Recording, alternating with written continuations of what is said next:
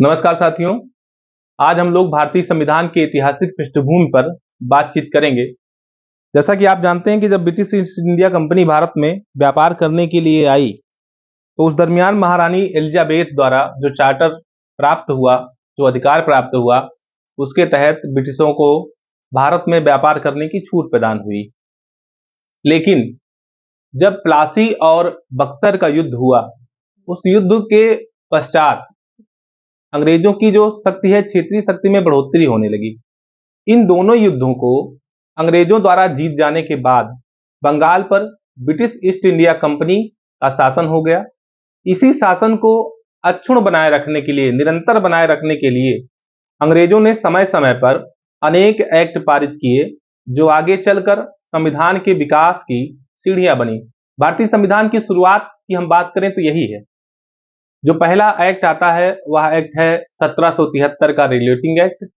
इस एक्ट का महत्व सर्वाधिक इसलिए है क्योंकि इस एक्ट में भारत में ईस्ट इंडिया कंपनी के कार्यों को नियंत्रित करने की दिशा में ब्रिटिश सरकार द्वारा उठाया गया प्रथम महत्वपूर्ण कदम था। इस एक्ट के द्वारा पहली बार कंपनी के प्रशासनिक और राजनीतिक कार्यों को मान्यता प्राप्त हुई।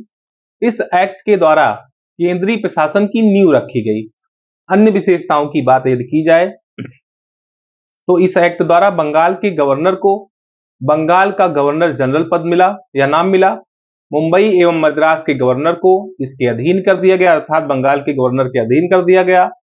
इस एक्ट के तहत बंगाल के प्रथम गवर्नर जनरल की अगर बात की जाए तो वह वारेन हेस्टिंग थे। इस एक्ट के तहत कलकत्ता में एक महत्वपूर्ण कार्य हुआ जिसका नाम है उच्चतम न्यायालय। जो भी न्यायिक कार्य होंगे वो कलकत्ता में उच्चतम न्यायालय के माध्यम से होंगे, जिसमें मुख्य न्यायाधीश और 3 अन्य न्यायाधीश थे। प्रथम मुख्य न्यायाधीश का नाम था सर एलिजा एम्पे और अन्य न्यायाधीश में चैम्बर्स, लिमेस्टर और हाइट थे। इसी एक्ट के तहत यदि बात की जाए तो कंपनी के कर्मचारियों को निजी व्यापार करने और भारतीय लोगों से उपहार व रिश्वत लेना प्रतिबंधित कर दिया गया। और इसी अधिनियम के द्वारा ब्रिटिश सरकार को बोर्ड ऑफ डायरेक्टर्स के माध्यम से कंपनी पर नियंत्रण सशक्त हो गया। इसे भारत में राजस्व, नागरिक एवं सैन्य मामलों की जानकारी ब्रिटिश सरकार को देना आवश्यक हो गया। इसी एक्ट के तहत बंगाल के गवर्नर जनरल को कलकत्ता प्रेसिडेंसी में एक सरकार स्थापित करने का मौका मिला, जिसमें गवर्नर जनरल और उसकी परिषद के 4 सदस्य थे जो अपनी सत्ता के उपयोग संयुक्त रूप से करते थे। यह तो बात हुई एक्ट ऑफ 1773 का रेगुलेटिंग एक्ट। इस एक्ट में जो कमियां थी, इसके तुरंत बाद एक्ट ऑफ सेटलमेंट आया 1781 ईस्वी में। रेगुलेटिंग एक्ट की जो कमियां रही उसे दूर करने का प्रावधान इस एक्ट में है।